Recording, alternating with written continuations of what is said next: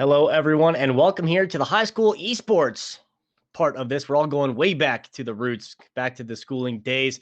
My name is Jordan McNeil. I will be moderating in this panel, and alongside me are three people that are a lot smarter than I am. That's why they're here today. So, by all means, down the line, if you'd like to introduce yourself, Samantha, go ahead. The floor is yours. Great. Hi, everyone. My name is Samantha Anton, and I'm Chief Operating Officer for the North America Scholastic Esports Federation. And a lot of our work is really in Scholastic Esports curriculum, offering tournaments and getting clubs activated across North America. So I think we've been in this space for the last 3 or 4 years, working with different communities and building them out. So really excited to be talking with everyone today. Nice. Jason, welcome aboard. Hey everyone, Jason here, President COO for Generation Esports, which operates the high school esports league and the middle school esports league. Been around since 2012, got about 3,000 schools and growing, and things have been pretty wild this month as schools are ramping up to get signed up this fall, and we're excited to create opportunities for student athletes and being able to find new ways for them to learn and engage and bring in those kids that would otherwise not be participating in anything. And of course, our evil genius himself, Anthony. Welcome on in. Trevor, my man, appreciate it, man. Happy to see you again. Thanks for the panel earlier, Sam and Jason. Pleasure to meet both of you. Really excited to hear from you as well. You've both done some awesome work in the industry. But a little bit about me. I'm that blend between traditional sports, the gaming space, and corporate and business acumen as well. I've done program development at a high school level. I've done it collegiately. And now I'm sitting as the collegiate lead here at Evil Geniuses, where I am responsible for the entire oversight, development, and betterment of our entire internship program, as well as the facilitation of continued education and support through collegiate and youth levels across the entire ecosystem in all of North America. So excited to deep dive some of the issues and some of the things that we can impact here moving forward. Well, I think that's a great place to start in the sense of looking at something that's not exactly the traditional sort of route that's now budding into an actual capable option to pursue a career into esports. So going towards you, Anthony, what's sort of the steps that you have to take in setting up a program and developing these both staff and participants in these esports programs to go from high school to college and then beyond that into a full-fledged career? Yeah, 100%. And that's a lot to unbundle, and I'm sure Sam and Jace will have a lot to chime in with you as well. But in my time, at least at a high school level, right, we'll go piece by piece here.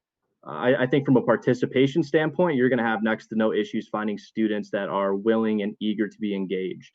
And I think at the end of the day, starting the conversation earlier, even before high school, right, we have a good scene blooming in collegiate markets. High school is getting there day by day, but the work that Jason and some other programs are doing at the levels below high school is vital to the successful establishment of these pipelines moving forward. And from a staffing perspective, though, this is where it gets interesting, right? And it's for high school and colleges alike. I think that even if you're in a business within this market, you get spread a little thin sometimes. You get worked a lot. There's a ton of pace to it. A high school, it's no different. You have an administrator who loves what they do. They love the industry. They're generally a teacher or somebody that's already involved in the school system, and they volunteer as tribute to lead the entire inception of a program and are now tasked with the oversight of 60, 70 students across 8, 9, 10 titles sometimes, right? Which for those of you that maybe haven't acknowledged it, it might be time to start acknowledging that a sport, hockey, football, baseball, it's the equivalent to Rocket League, Overwatch, League of Legends, right? It's one and one and one. It's not just a big umbrella you can shove somebody into. So for staffing, though, I do encourage high schools to utilize internships. Even you have a large alumni network of students that maybe didn't have a chance to participate in esports and can now become re-involved in that community and set themselves up to be transitioned into the collegiate market and the professional thereafter by being essentially an intern and a program developer and oversight or a mentor in the high school scene that they graduated from. Before we kind of move on to collegiate, though, I'd love some input from Jason and Sam specifically about your take on high school markets and where you see those things tracking too. I'll start off by saying that was an incredible answer to begin with, and to add to it, what our data has shown and what we've been really working towards is trying to give those kids those leadership opportunities where since most schools are treating it as esports and one conglomerate and not there's a Rocket League team, there's an Overwatch team, and they all are different, but they require different skill sets to be good at one or the other. what we're starting to see is these teachers and administrators starting to realize that, hey, we don't know how this all works, but little Billy or little Michael, or in high school, they know it and they're experts at it and they can speak to it. And we're seeing these kids step up and be actual leaders and coaches when a few months prior to them joining the program, they were not participating in any extracurricular. They were not performing well in school by society standards. And here they are taking leadership roles and realizing that to be successful in the esports program, they have to maintain their grades and their performance in school. And so you're starting to see these kids elevate and create more opportunities for access and career access, college access through things like the esports programs. And very similar to how team captains step up in football and basketball and these different sports. This is a little bit different because they're kind of setting the foundation. They're getting a little bit more leadership experience, kind of having a little bit more control. And we're trying to work towards creating more curriculum, more material, more learning opportunities to help guide those kids and those teachers to facilitate that type of environment. Because the more and more access these kids get, the more training and more skills they develop, whether it be at the game, the coaching, maybe it's social media, maybe it's streaming, maybe it's shoutcasting. There's just the ecosystem as a whole is just an incredible space for a lot of these students to learn and grow and become marketable for college or career opportunities. And for NASF specifically, I struggle with even calling high school a market because with us, they're really our population.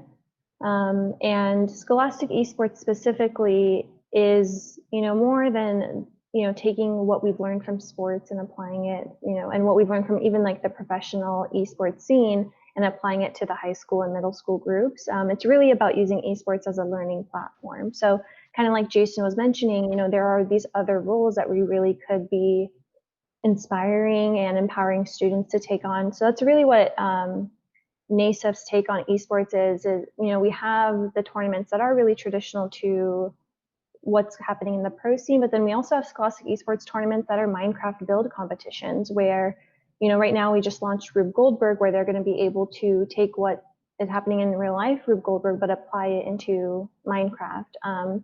And these are still competitions. You're still using video games to compete. It's just a different flavor of esports that I think a lot of us in the industry can open up our minds to say, it's not just about replicating what's happening in the pro scene so that it's a pipeline, but it's also about just letting them have their moment in this space, learning what they want from it. And for our students, whether they go into the esports industry or not, it doesn't really matter. It's about pushing them to different career and secondary education pathways so that they can, have appreciation for themselves and the work that they're doing.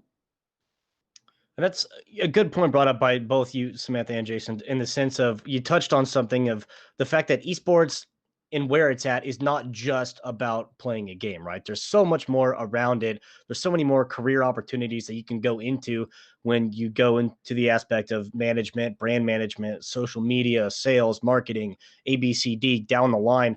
How are some ways that either one of your programs have started to kind of promote that capability that you don't just have to play games to be a part of this?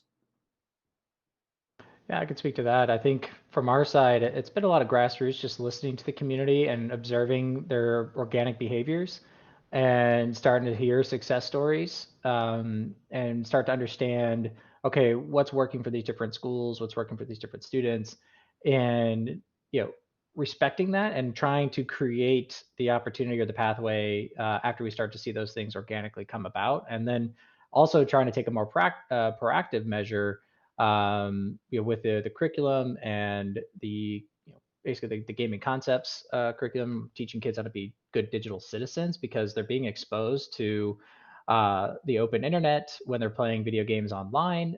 There's a lot of toxicity in that environment, and just by getting that, because was it like 85 or some 80 to 90% of high school students playing video games anyways. This is getting them into a structured environment with adult supervision, working towards a common goal with their peers, and that creates a safer environment for kids feel like they're going to have a little bit more fun, a little bit more engagement without being open to what really happens in some of these games where there's a lot of inappropriate language, toxicity, attacks and whatnot that could discourage kids from participating in something that's truly fun for them. And so we're trying to make sure those environments are being created and fostered. So whether they are there to play the game, to be the coach, to be the social media person, to be a project coordinator, there's so many different roles. And we found out a lot of our programs just have kids just lingering around just to be a part of it and just to like find out where they fit and just want to watch their friends play because their friends are so good. So it's very different than traditional sports and that accessibility and openness for programs, but also similar in the way that kids that go on to play football or whatever sport, volleyball, they're learning a lot of teamwork, respect for others, just general responsibility of commitment. And esports enables all those benefits as well, but there's tends to be a little bit more of actual practical experience that can apply to college or careers down the road. And that's a good transition right to you, Anthony, in the sense of someone that's in a collegiate position. What's that look like for you to reach back into the high school market? Yeah, without a doubt. And there's just one thing that I wanted to also kind of piggyback By all off what means. Jason mentioned, though, for sure. And there's a component there that I think is so vital for schools adopting models that support esports in their gaming community, because one parallel, once again, like me being that traditional sports guy in that blend, right? I'm the first one to acknowledge that there are a lot of parallels between those two markets, but there's an infinite number that aren't parallel and translatable. And I think one that sometimes goes under recognized is the fact that if you're a football player, a hockey player, baseball player, you have a bad day of practice or you have a bad game, day ends, whistle blows, you go home, you're done for the day, right? Maybe you think about it, but you're done. You don't have access to the rink again, or you really can't go outside and have another practice. But with gaming, you have a bad day, you have a bad practice, a bad game, you go home and you still have that accessibility to keep doing it, which is a massive toll on your mentality and your overall burnout potential for these games, right? So adding in these layers at the youth levels allows for less burnout. It allows for more transparency with the school systems about what their populations are doing. And it allows us to educate parents about some of the things that they need to be aware of, some of the things that don't exist in this space, such as that channel to protect them from having a bad day and going home and now having a worse day because they didn't stop playing it, right? Because it's so accessible. So I think that due diligence and that moderation component can't be undervalued there. But shifting the focus into collegiate, right? On Sam, sorry, did you want to jump in there? Oh, I just wanted to add on that, when we validate esports in the schools, we also can set a standard to what they're doing when they do go home. So, when you're in, like Jason mentioned, when you're promoting good digital citizenship, a lot of us, when we were growing up gaming, our parents had no idea what we were doing online. Like, they didn't know who I was talking to, what message boards I was in. And so, if we equip students with the skills on how to be safe and, take care of yourselves, then and doing it through the school lens and kind of making sure that everything is good, and we're not just teaching kids whatever, I think is really a great way to feed into collegiate and the professional scene. Yeah, and then kind of going back to the collegiate market, right? Like I said, I've done it at a high school level, I've done it collegiately, and I know I've, kind of the big conversations we always had at a collegiate level, though, was, we'll say, centric to recruitment, right? And that there's not a lot of establishment there in terms of recruiting, and a lot of people, and across a lot of functional areas of the market for esports, they rely on what I just kind of categorized and labeled as top of the deck drawing, right? You're just waiting for whatever's up next. You're waiting for what's up next. You're not worried about a pipeline. You're not worried about who the 8, 10, 14-year-olds are that are coming up, how we can help inoculate them within this space and make it a more diverse and well-rounded pipeline. So I think that's where also having those high school models in place, having people and the supporting staff and coaches and education out there for these high schools will only strengthen the collegiate scene, which only then thereafter strengthens the potential for transition to pro, right? And we talked about some of those opportunities that exist in this market. And, when this market really blew up, like really started to explode, everyone was so fixated on, I'm going to be the next Ninja or Jizuke or the next Bang, and that's what I'm going to do. And listen, traditional sports parallel, right? If you're familiar with it at all, the percentage of players that are a good high school athlete to become a good collegiate athlete diminishing, right? You want to talk collegiate to pro for traditional sports, even less so. And now I would go on the argument that for gaming and esports, those percentages are drastically lower than those models, even because you don't have those barriers that you have to be a collegiate athlete. You can be a 14-year-old and be outperforming every 20 or 30-year-old the entire world, right? You don't have to go through those channels and those barriers. So for us at EG, it's about two-pronged path to pro, right? It's about not only, yes, if you're a truly competitive individual and you are the best in your game or your titles, yeah, we want to transition to the pro scene, but alternatively, we want to provide more access and more education and more resources towards the collegiate and high school levels and youth levels there underneath, with how they become valued members of the actual business ecosystem. How do you drive informed data decisions, leveraging different skill sets or technologies or proficiencies, right? Like we want to inoculate and bring in that next wave of executives in the industry. We want to get away from, all right, we're just going to pull the person who's got 10, 15, 20 years of experience in a parallel market because they're the only thing that we have right now, right? We want to make that kind of take that grassroots model and bring that homegrown talent into the mix and provide more ample opportunity. So that way, when I'm looking through resumes 4 years from now, my stack of 100 resumes or interviewees all have 3-4 years of kind of relevant esports experience or knowledge or background, instead of, hey, I'm a senior at this college. How do I get this experience? How do I break into this market? Right? We want it to go deeper. We want it to get more competitive. I just want to kind of acknowledge that this conversation is already going so well, but we're not talking about the actual games, which I think is actually kind of a good thing to point out, where a lot of the administrators think they're just playing video games in school.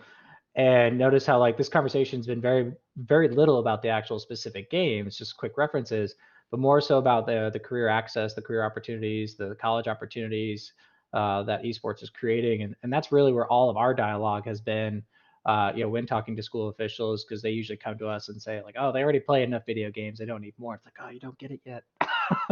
And, you have to like spend your time, showing them the evidence, showing them education, or showing them the material to, make sure that they're being well informed, that this is about giving those kids that might not do anything at all in school, and potentially getting those kids involved. Whereas, you got other kids, we got kids on the baseball team, kids on these different teams that are participating. But I think that's an important topic that often gets overlooked from the administrator side. Yeah, I mean, games selection is one of the biggest, some of the first conversations that we have with groups that are looking to start new programs. But really it comes down to, what the goals of that individual school are. There are schools that really want that very simple, we have 6 people that want to play Overwatch. We want to just play as many tournaments as we can. But when you think more broadly about Scholastic Esports, really it's what games are the best tools for your students. And, there are some schools that won't ever be able to play Overwatch. That's just their leadership, and they won't allow their students. But how do you still give opportunities for those students that maybe they can't play Overwatch, but they should still be exposed to a similar opportunity? That shouldn't be a red tape for them. So just thinking about when you like just offering tournaments, what else are you doing for those students, especially in the high school market, or not high school market, but the high school demographic. To what Anthony was saying about preparing people for internships, why can't we do those opportunities for the students that are also competing on their esports teams, or even using the game to inspire like fan art competitions on campus. So I think game selection, if you're only thinking about competing in the tournament, it's pretty simple, I think, in this space. But when you're thinking about using them as coding opportunities, Fortnite Creative or Minecraft and all these other things, then you can kind of cater it more toward the goals of the specific high school versus just thinking, you need to check box which games you're going to allow to play in your classroom. So then that goes to the question of, from someone that's outside of that window, for both Samantha and Jason, you have the federation, you have your high school esports league and your middle school esports leagues that you've set up. What do you find to be the biggest pushback as to setting up and getting school districts and getting participation into these leagues and the federation that you've set up? Tim, you want to start? I don't have anything to start with, so if you want to start, you're welcome to. Yeah, it's kind of a tough question. So from games, again, what Sam was saying about the game selection, a lot of schools, we talked to, and why we design our infrastructure the way we did to be very scalable and flexible across the 13 different games we offer, is for schools to decide what's appropriate for them. and making sure that, some schools are very anti-shooter for, what's being said of the media. They don't want parents coming after them, for anything like that. When we try to teach them, it's like, this is a tactical team, sport that is very valuable, and we try to inform them and educate them on those things. But nonetheless, they're still uncomfortable, potentially. So we just make sure that they at least have some access to some of the other games, to make sure that they're giving those kids those opportunities. And we run, a national tournament so that, some of the less popular games can still have equal and fair competition, at a national level, so that they're able to still have fun and be able to compete and stick to like a loyal, reliable, program. So that's something that kind of core to who we are since we've been founded. As we start to work with more organizations, start to talk to more states and large districts that want to kind of run and operate their own little, ecosystem, we're separating and having those types of, things launch this year. But we still like to have the national presence so that these smaller games, that maybe that 2 or 3 kids that can't really assemble a really structured tournament around a few kids, but when it's at a national level, you can, so that they feel like they're getting the value. Yeah, and in terms of other pushback, I mean, I think honestly for schools, it's just kind of overwhelming. There's so much that you can do with esports that really it's about kind of goal setting with those schools and saying what do you want to accomplish, which I know I sound like a bit of a broken record by saying that again, but that's really the difficulty is kind of having that conversation with schools and saying, what specifically are you looking to accomplish? Some people think that esports is like this magic wand and students will be perfectly engaged and motivated and want to, do all these things, but there is some sort of development that you have to do with the students. You can't just let them run with it. So I think that's the most difficult part with working with high schools is narrowing that down for them. I will totally second that. It's a lot, especially right now with COVID too, as they're learning a whole new world of teaching that a lot are maybe not ready for or not comfortable with, and then throwing esports at them, it could be a bit overwhelming when, especially when it's being kind of pushed down from the top, and some of these people don't, they're like, okay, video games, you're now the esports coach, and they're like, so we have a whole team just dedicated to answering calls and hand holding and getting people onboarded and comfortable with the concept and trying to get the materials to at least get the set up for what's right for their school. Now, something on the other side of that for Anthony, the point of being in the collegiate position where you're looking down into and looking at people that are coming out of high school looking for internships. They want these positions. They want to find something at an esports organization. You're at a very esteemed one with Evil Geniuses. They've been around for years and years and years now. What sort of effects are you starting to see with students that have participated in anything esports related? Because as we've touched on before, this was just not an option years ago when we all went to school. Esports was not anywhere found in high schools at all. So what are you starting to see change in the market as from a collegiate position to see these kids coming in with experience already?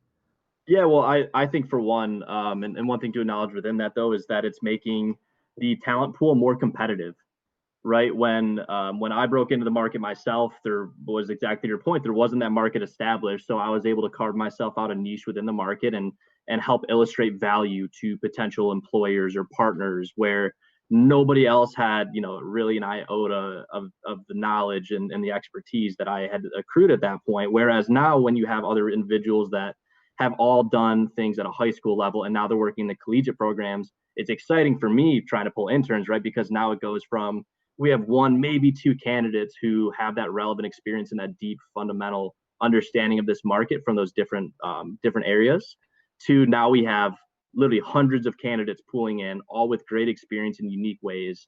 And so I think from that component, it's really exciting to see, and I'm really excited to see how that continues to track moving forward as the conversations around gaming and esports become more normalized. Right. I'm not sure if I was joking earlier with you, Trevor, on our earlier panel, or one of the other 30 panels I've been on seemingly the last day and a half. But my goal at the end of the day is that in the next couple of years, right, that we can get to a point where we no longer have to field the question, what is esports? Who do you play against? Right. Because I think there are a lot of other big barriers and big things that we need to start taking down to really maximize what this space and this ecosystem could become. But we have to have more conversations around normalization. So For that collegiate market, I think it's going to be a massive influx of more competitive talent. I think even for evil geniuses and our competitors from any number of facets, or even the non-endemic side, I think you're going to see another influx of actual internships and full-time opportunities.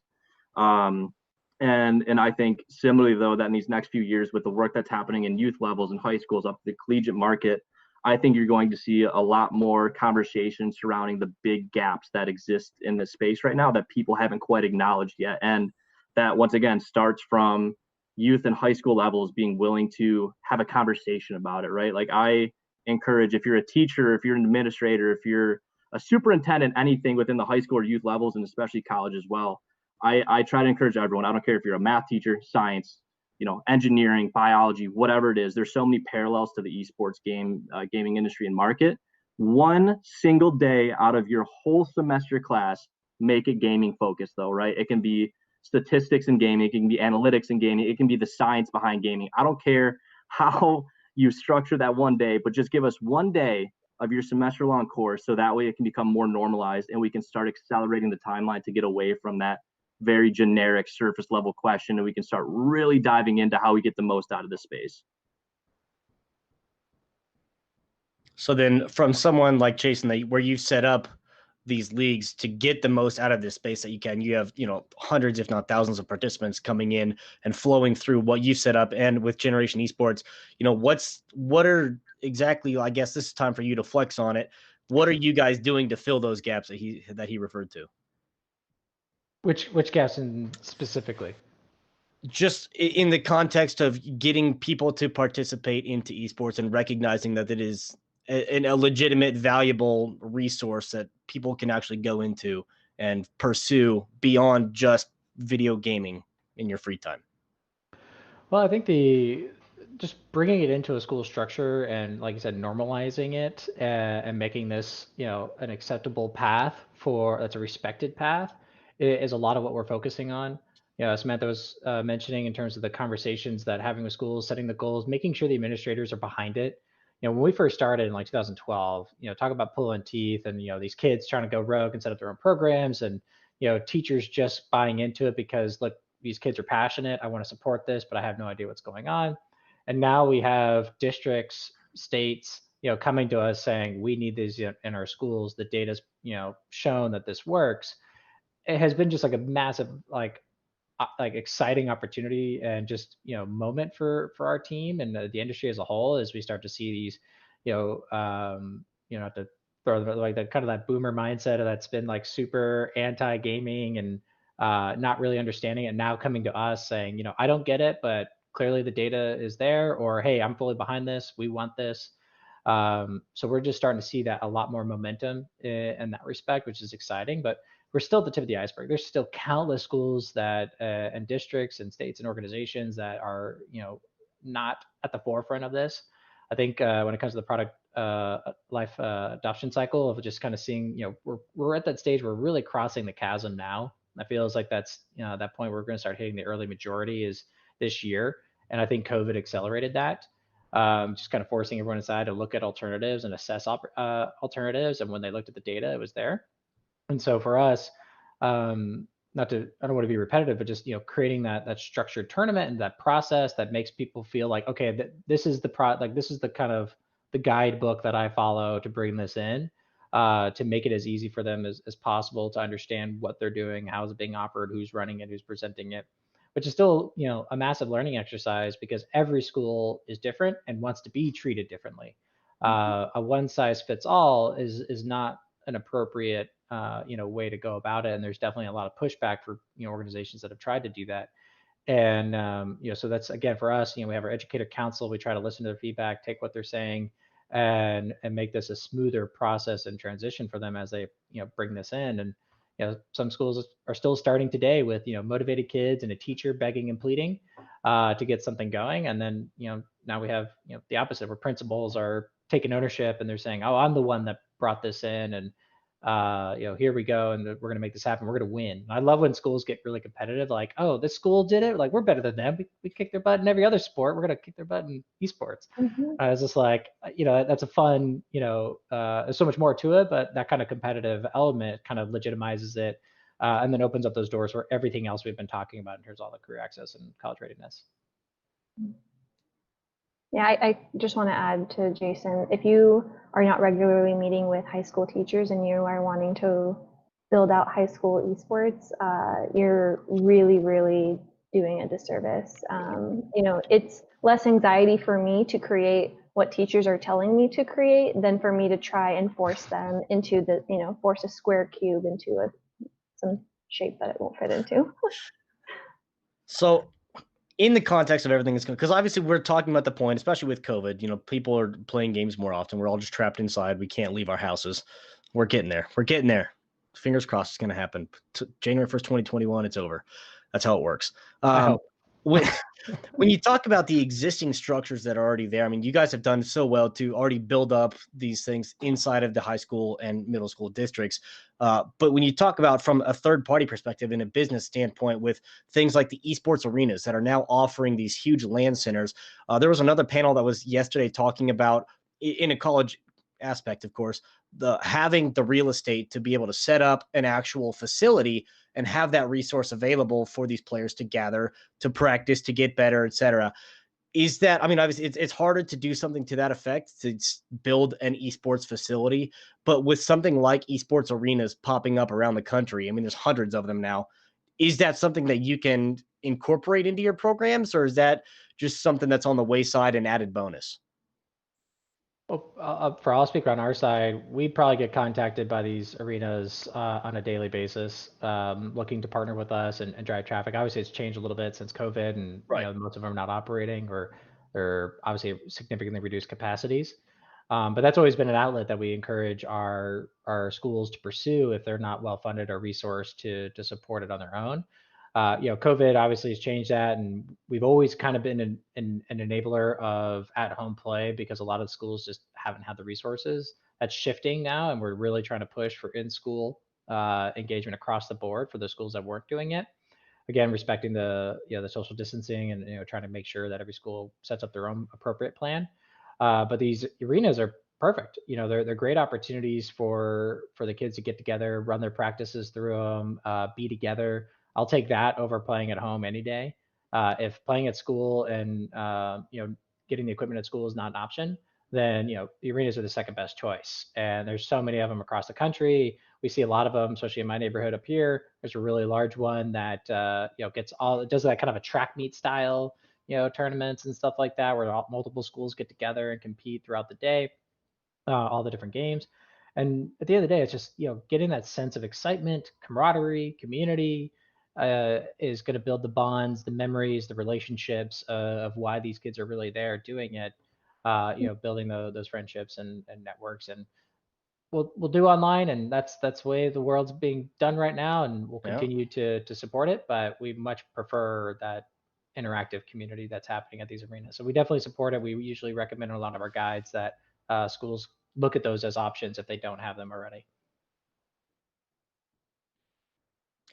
Kind of a weird introspection of the effect that it's having, because I spend a lot of my time at the esports arena here in Las Vegas as a caster, so I get to see a lot of these 14, 15, 16-year-old kids that, granted, I would never have come across at any point just watching on Twitch or something where it's just these kids are insane, they're nuts at how good they are, and it's just all this unrecognized talent. So in its aspect of kind of recruiting, Anthony, you talked about like a pipeline going in from the younger age into a collegiate point, and whether it not just be actual raw talent at gaming, but into other careers.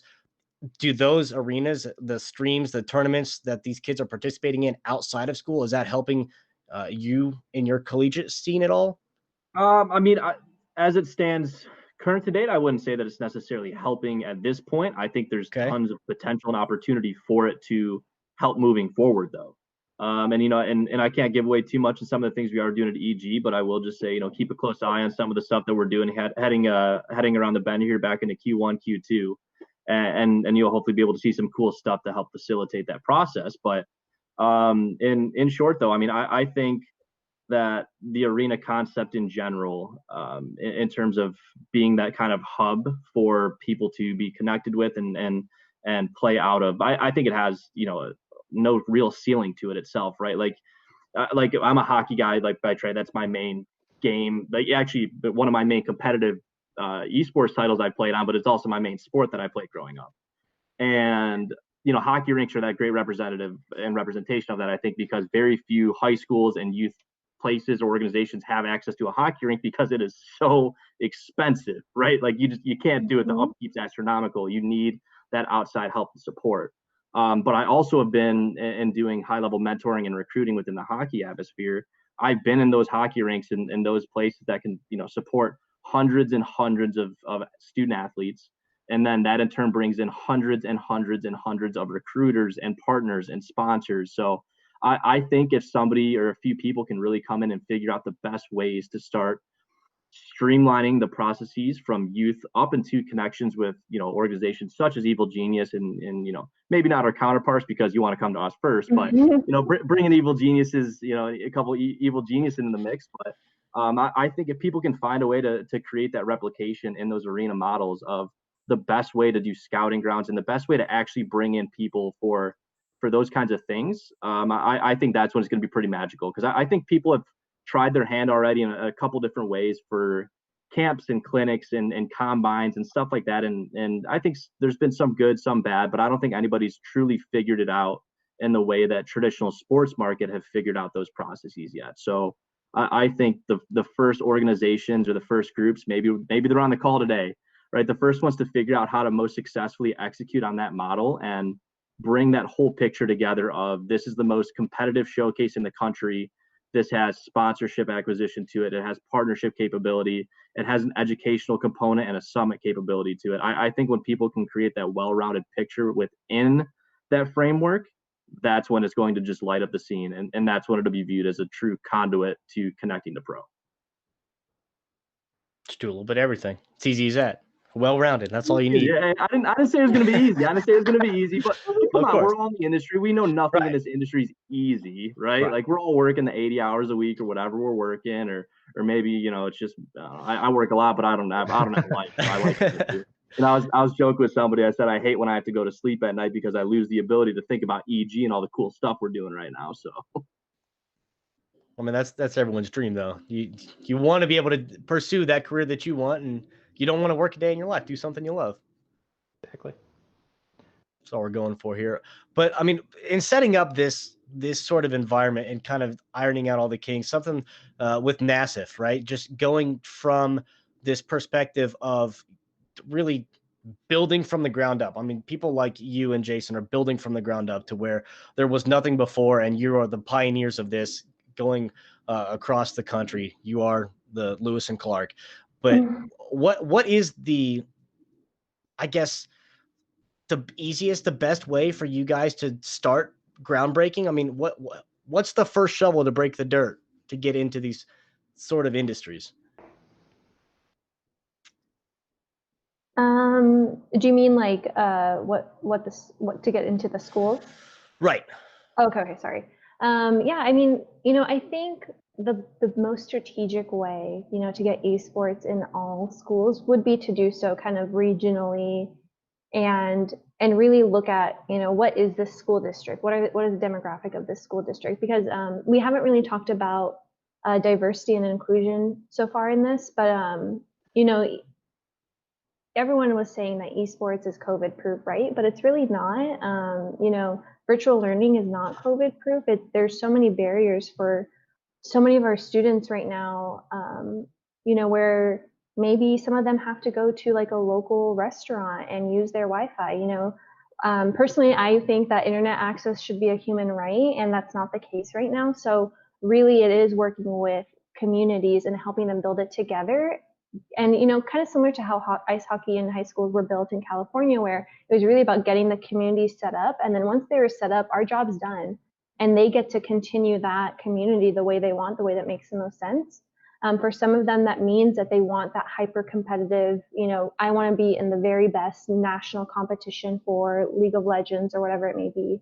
But for some of them, and for majority of students, if you want to reach as many students as possible, it's not about that. It's really about how you can help support that community working with those students, because 5 years, 10 years, 15 years, we don't know what games schools can use. I mean, we really don't know especially in the US, when the federal government's going to come in and start hankering down on what we're able to do. So really we have to be adaptive and just give what they can sustain versus trying to mold completely what this space looks like. There's like a give and take with it.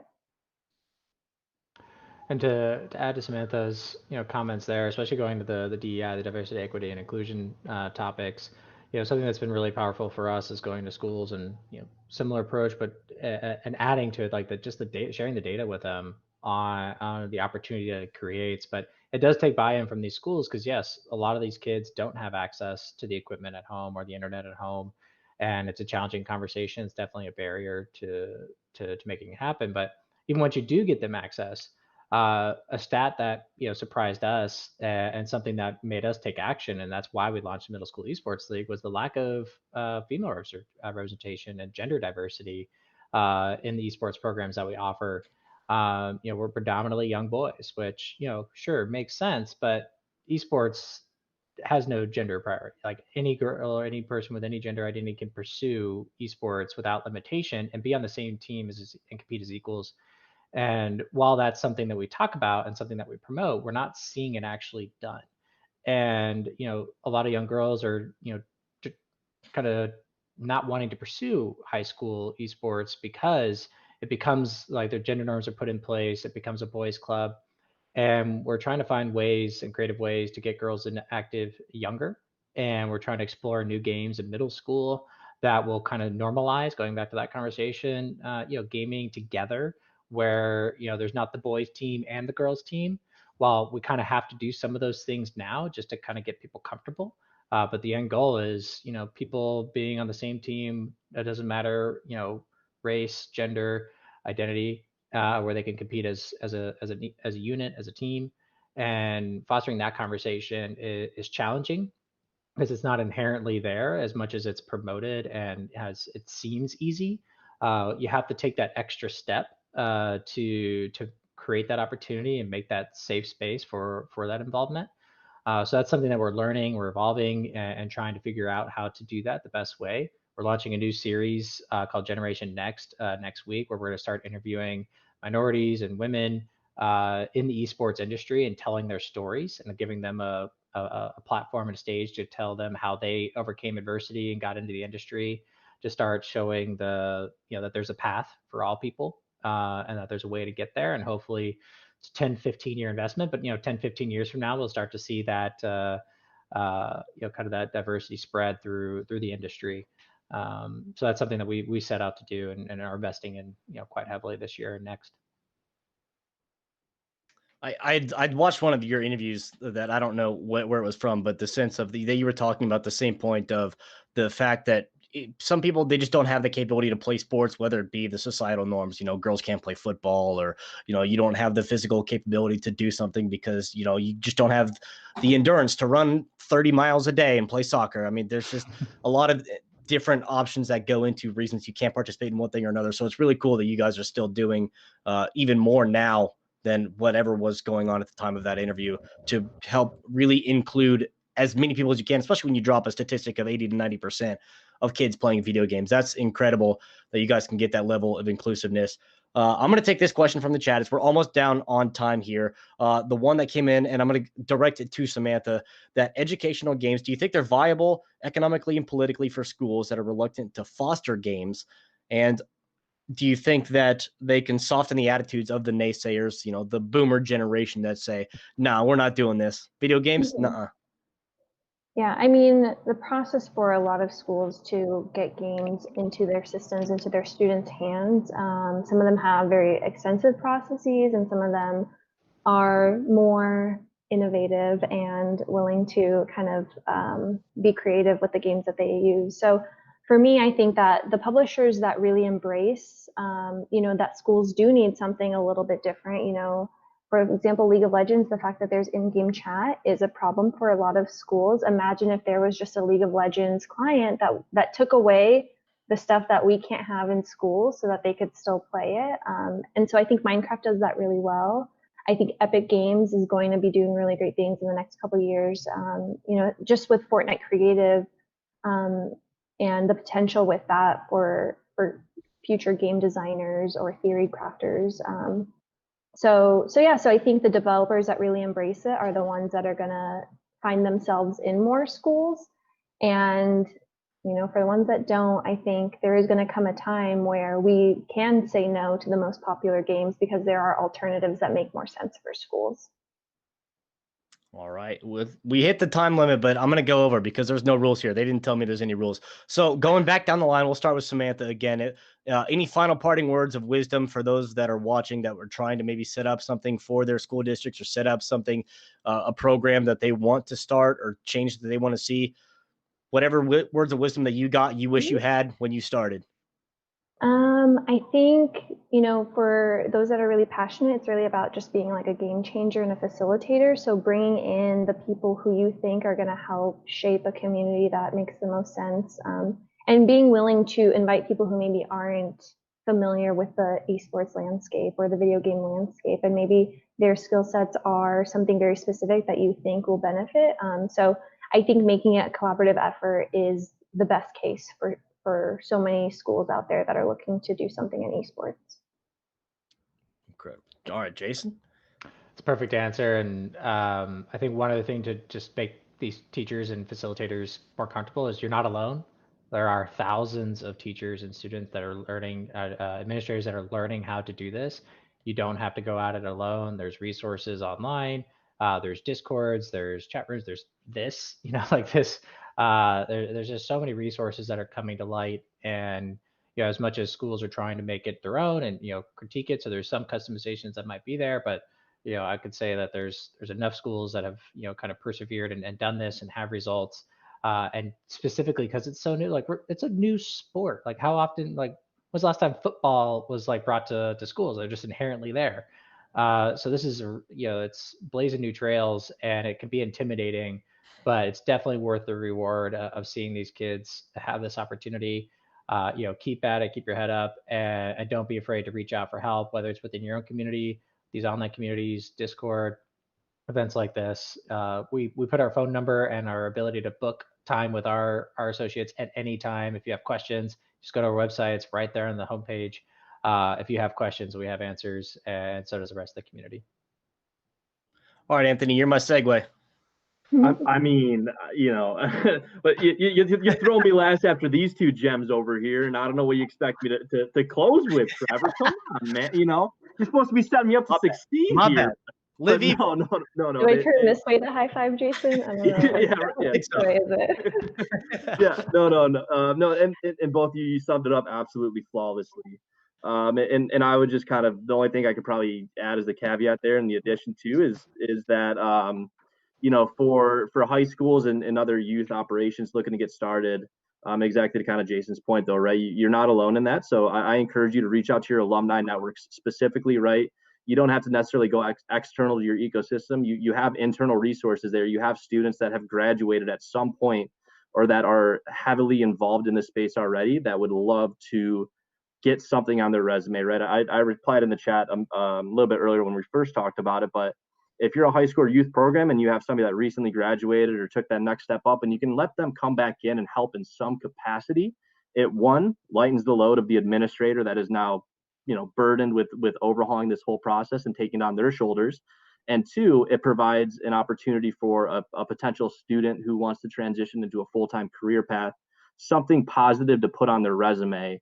Like I know when I was coming out of school and college, it took a minute before I had something on there that wasn't bartending experience, and that's fine in itself. But you want to have that more relevant experience you can put on your actual resume for myself or Jason or Sam to look at, or any of these other high level potential employers.